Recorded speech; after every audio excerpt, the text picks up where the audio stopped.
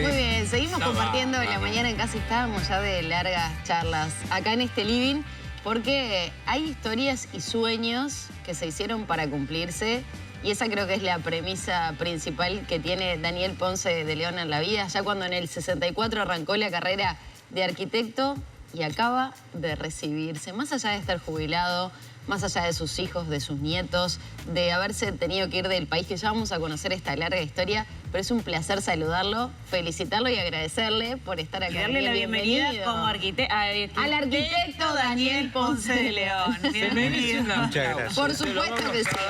Muchas gracias. Felicitaciones. Bueno, bienvenido a La Mañana en Casa. Muchas gracias.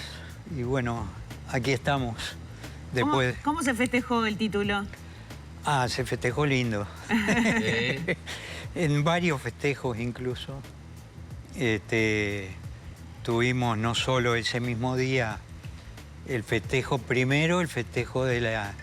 ¿Con huevos, harina, yerba y eso, un no? baño en la... ¿En la calle? No, un baño dentro de facultad, en la piscina. No, me muero. En el estanque de facultad, ¿no? Claro. Ahí estamos que nos recibimos 11 juntos. Esa es la Entonces... exintendente. ¿Quién No, está esa es saludando ahí, en esa foto? Esa es mi su mujer. Señora. Su señora. Año 64 usted comienza la carrera. Sí. Pasó un gran momento, o sea, pasó un paréntesis bastante importante. Y sí. ¿Qué pasó en ese tiempo? Bueno, pasaron muchas cosas, ¿no? Primero, estudiante, hicimos varios años de corrido.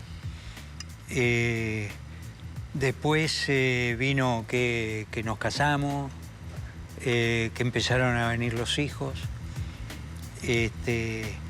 Vino la dictadura, vino que tuvimos que irnos del país hacia Argentina en primer lugar, en Buenos Aires. Allá de vuelta a rehacer la vida, montar una fabriquita. De plásticos, ¿no? De plástico y transformadores, sí. ¿Y cómo le iba ahí? Y ahí iba yendo bien. Es decir, empecé yo solo en el bañito de casa, soldando. Pedí que me enseñaran a soldar y eso para armar unos sustituidores de pila de las maquinitas de calcular, de las primeras, aquellas que tenían lamparitas o rayitas. Sí. Y ahí empezamos en el bañito de la casa que alquilábamos, ¿no? Pero después vino el Rodrigazo, no sé, o el Shock Rodrigo, como se llamó, que fue una devaluación brutal que hubo en Argentina. Y ahí, en donde estaba trabajando, me dijeron, mirá, fuiste el último que entraste, pero te ofrezco a trabajar conmigo y armar una fabriquita para hacer los enchufes de cables primero, y que tenía matrices y lo mandaba a hacer. Y ya le habían dicho que eso no se lo hacían más. Entonces, como yo venía de haber estado trabajando acá en ANMA, que conocía bastante de plástico, compramos una inyectora y empezamos con eso. Había conocimientos de ingeniería también ahí. De ingeniería como tal no, pero sí de trabajo con las máquinas. Claro. Yo siempre tuve buena manualidad y la enseñanza de Facultad de Arquitectura me sirvió siempre en toda la vida, porque todo lo que es fundamentalmente la enseñanza que da la facultad en cuanto a análisis de una situación, síntesis de lo que analizás y para hacer un proyecto, proyectar y hacer una propuesta o un trabajo, eso te sirve para toda la vida, ¿no? ¿En qué año habías dejado la facultad? Bueno, yo ahí dejé en el 69. O sea que hiciste 3 años en principio. Había hecho 3 años y medio. 3 años y medio. Lo único que el medio no llegué a terminarlo en ese momento. Lo que era cuarto, que ahora es quinto, lo había empezado. Pero tuve que dejar para mantener la familia y estaba trabajando ya en ANMA y eran horario discontinuo, Sí, digamos, claro, ¿no? sí, ¿Y agarraba algún libro en ese periodo en que no estaba en facultad? Y mira, más que nada agarraba libros de cuestión social y cuestión política, ¿no? Porque en el interín armamos las cooperativas de vivienda, la Mesa 2, que Sí. ahí estuve contigo. Es verdad. Vos sos habitué de ahí. Sí, por FUCBAN. Por la FUCBAN. Soy fundador de la FUCBAN. Ah, mirá. Y entonces dedicándose a eso y también la tarea política, porque lo social nos llevó a comprometernos políticamente, ¿no? Claro. Y estábamos en lo que era el MAPU primero y después los grupos de acción unificadora, los GAU. ¿Eso fue un motivo de persecución después de la dictadura? Bastante. Esto, es decir, en primer lugar, me tuve que ir del país porque me habían ido a buscar a casa como ex dirigente estudiantil, cuando renunciaron la mayoría de los docentes en facultad. Ahí me fueron a buscar a casa porque había vuelto a facultad y volvía uno que estaba fichado como del SEDA, del Centro de Estudiantes, que había sido delegado en la FEU y había sido secretario de FEU. Entonces ahí me tuve que ir a Buenos Aires. Y pasó todo eso que contó recién. Y ahí pasó todo eso. ¿Y de Buenos Aires se fue a Holanda? Bueno, sí, de Buenos Aires salí primero. Quise tomar contacto con el alto comisionado en Buenos Aires, pero ya no estaba el que tenía como contacto. Y a través de la iglesia conseguí direcciones en San Pablo, de dónde presentarse, de dónde funcionaba el alto comisionado. Y salí... Estamos hablando de ACNUR, ¿no? Al ACNUR.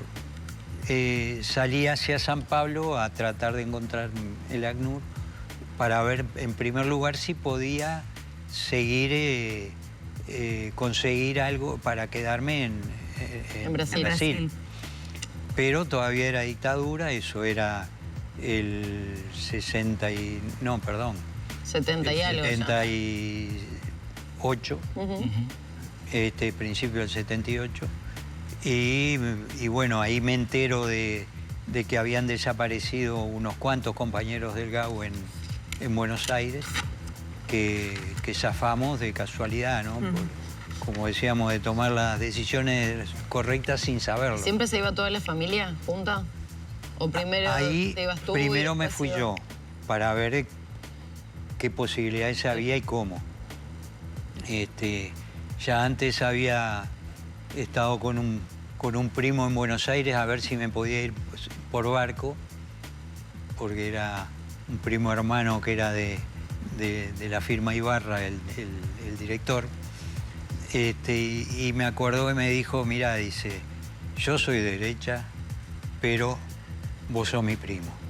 Así que a vos te pongo en Plaza Cataluña, en el primer barco que llegue, que los capitanes de todos los barcos que vienen me deben muchos favores.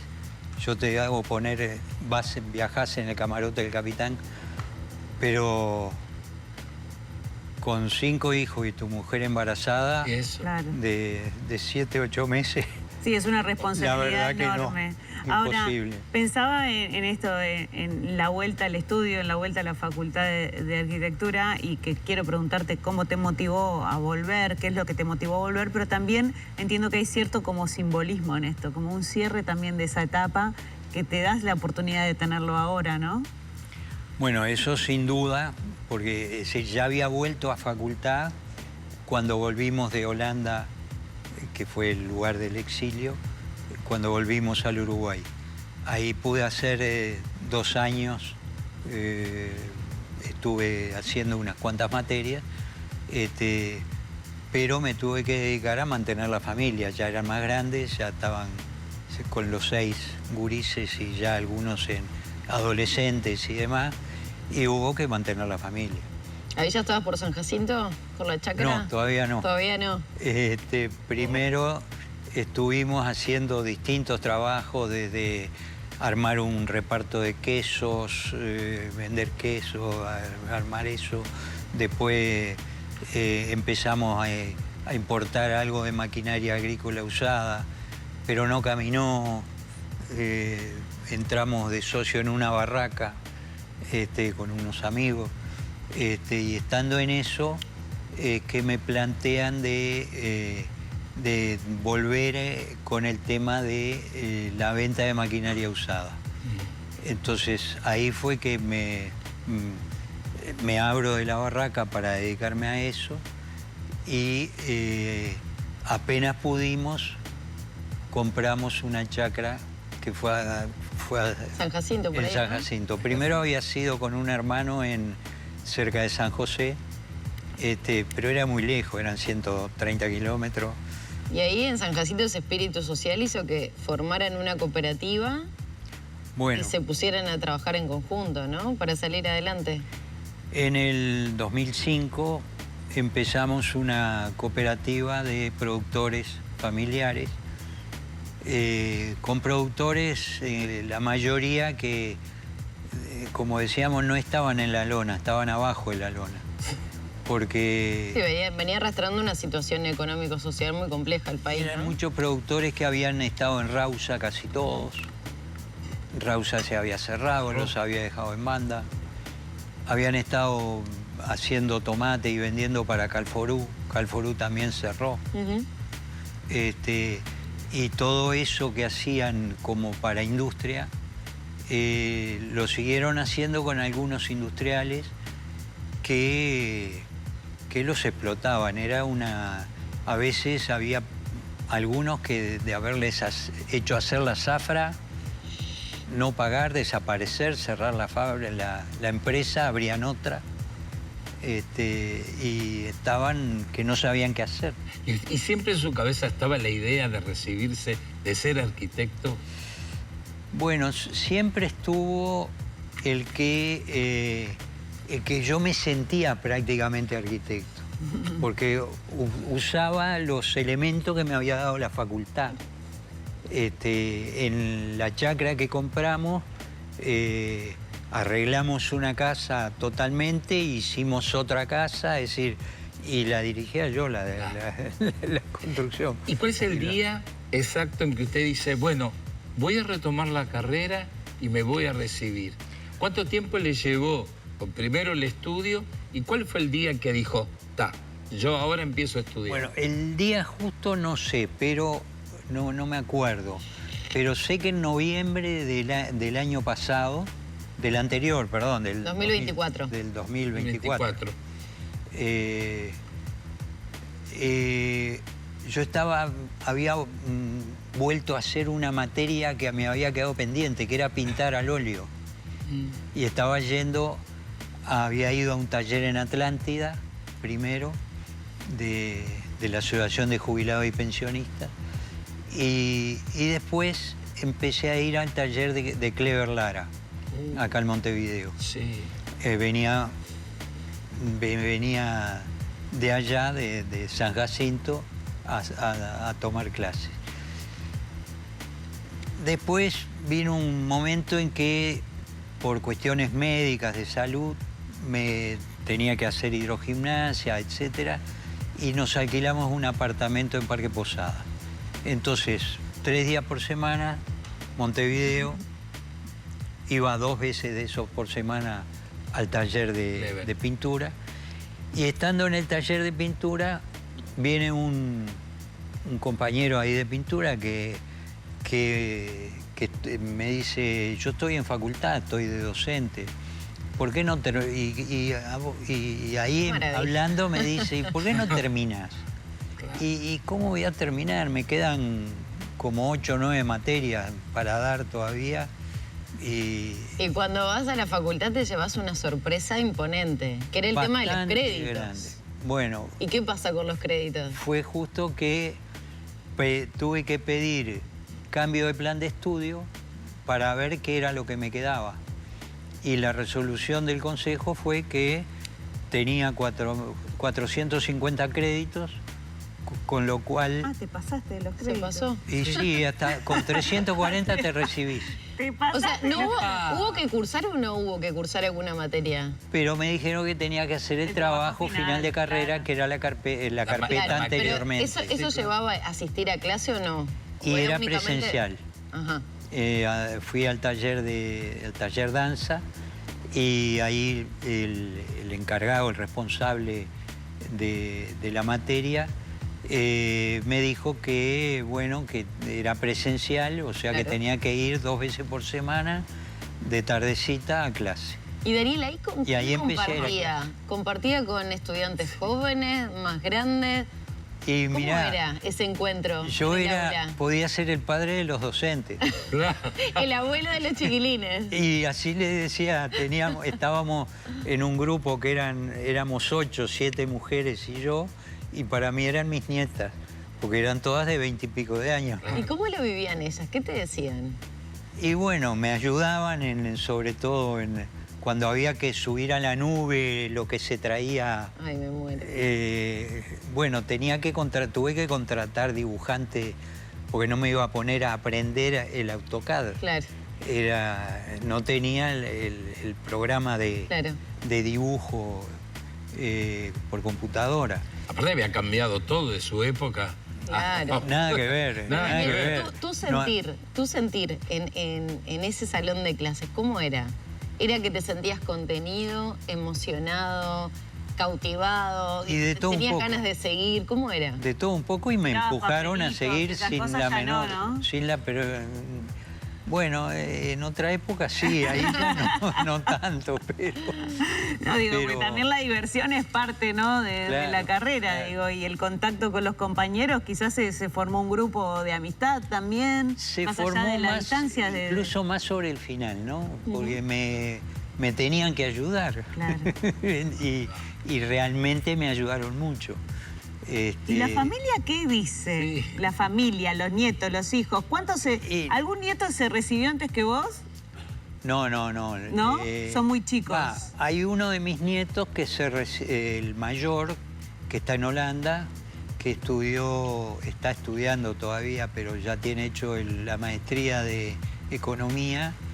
Se hizo la maestría, la terminó antes que yo ¿Viste? Por me eso es recibiera. un buen mensaje para aquellos que Sí. dicen, ay, no, ahora ya está, ya dejé de estudiar hace tantos años, volver. Cierto. Pero la verdad es que está bueno eso, volver a estudiar, y te mantiene activo y la cabeza, todo. A mí incluso me daba un aliciente grande que alguno de las compañeras que estaban con ganas de tirar todo al diablo, de no entregar, alguna dice, si vos...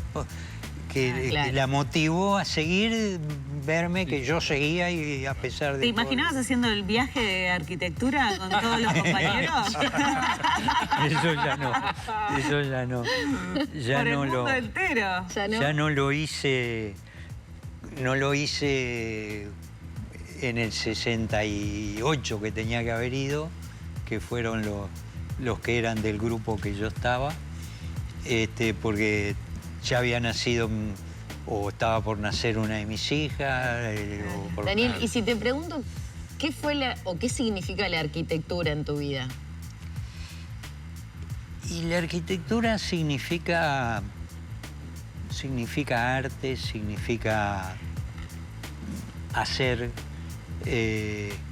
y me significó además como te decía, que una manera de encarar los problemas, de encarar la vida, de analizar el problema que tenés, de primero determinarlo, ver las posibilidades, es decir, hacer un FODA, como le dicen, ¿no? de oportunidades. Tal cual. ¿Y sos de meter mano en tu casa o no? En la casa, en la estructura, en el orden, en el construir algo, en la decoración. Mirá, soy de meter mano en todo. ¿En la cocina? ¿También? Ah, mirá, también, completo. aunque no No, demasiado. dicen, no, dicen de atrás. Últimamente no mucho, últimamente Te están menos. quemando afuera, te aviso. Sí, sí, ya. Daniel, Últimamente mira, menos, llega pero... un mensaje por redes, por Instagram en concreto. A ver si la tenés a esta persona. Dice, me encantó lo que dijiste de Daniel. Eso mismo, resiliencia es lo que lo define. La dictadura, el vivir en Holanda, sus 6 hijos, nada fue un impedimento para seguir. No sabés la emoción que tenía ese miércoles 17, donde estábamos todos los Ponce en la facultad. Esto lo dice Natalia. ¿Quién es Natalia? Una sobrina, hija de mi hermano mayor, de Felo. Está bueno. Sí, no, la emoción vino a todos. Porque, bueno, es ver lo que tú decías, ¿no? Que se puede. El que se jubila a los 60 años y dice, bueno, y ahora tengo que esperar a sentarme a mirar pasar el resto de la vida para esperar la muerte. Se puede hacer montañas de cosas. Claro que sí. Hay incluso un estudiante que está empezando primero de facultad, con 93 años. No. Qué bárbaro, qué genio. Que él me decía, sí, yo lo que pasa es que estaba sin hacer nada y yo quería hacer algo.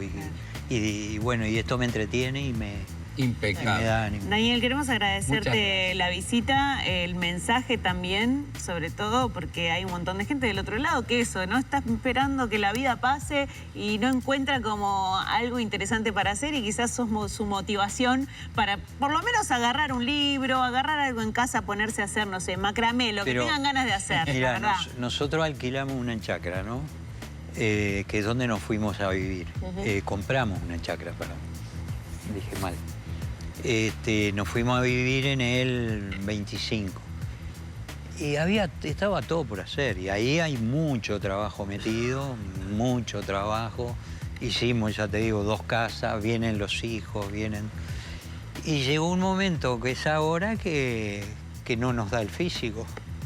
Con 80 años ya no... Pero da la cabeza, Está da muy la claro, cabeza, lo tiene eso muy sin claro. duda. Sí, Amigos, vamos a Muchas gracias, despedirlo Daniel. como empezamos, con un Felicitaciones. fuerte Muchas aplauso. Claro que Exacto. sí. Felicitaciones, un ejemplo para muchos, ¿eh? Muchas Bueno, gracias. si sirve para eso, Claro que sí. para que algunos Y si se animen a seguir necesitamos haciendo trabajo de algo, arquitectura, te alcanzó. llamamos. Claro. Claro. Y bueno, Asesoramiento también por lo menos. tengo una hija arquitecta, además, Ah, bueno. es la arquitecta de línea, Está bien. o sea que hay... Buenísimo. Daniel, Daniel, muchísimas muchísimas Un gracias. placer.